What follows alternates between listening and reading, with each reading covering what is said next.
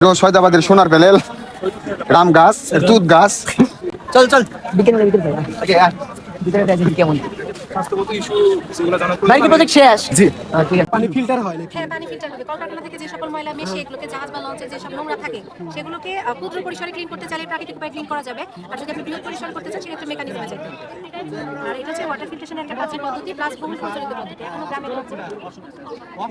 গ্রামে গঞ্জে এই পদ্ধতিতে অনেকে পানি ফিল্ট্রেশন করে ইউজ করে। ওই যে ইয়েতে দেখছি যতখানি ইয়ের মতো আপনারা যে জানি না মাটির কলসি হ্যাঁ, মাটির কলসি, হ্যাঁ। সেই মতো ধাপ দিয়ে ইট পাথর কয়লা বালু ইত্যাদি ধাপের পর ধাপ দিয়ে এখনো গ্রামের প্রাচীন মানে বয়স্ক মহিলা সহ এখনকার মহিলারা দেখা যায় যে পুকুরের পানিটাকে তারা এই পদ্ধতিতে ফিল্টার করে অনেকে খাওয়ার কাজে ইউজ করে থাকে। খাওয়ার কাজে করা হয় কি এই পদ্ধতির পরে তারা আবার একটু ফুটায় নেয় বা ফিটকে হ্যাঁ দেখতে পারেন বাসে থাকতে পারেন ক্লে কেমিক্যাল আছে যেহেতু ক্লে ইউজ করা হয়েছে ওখানে নিচে পানি বন্ধ করতে বাঁচতে পারবেন কিনা গ্যারান্টি নেই।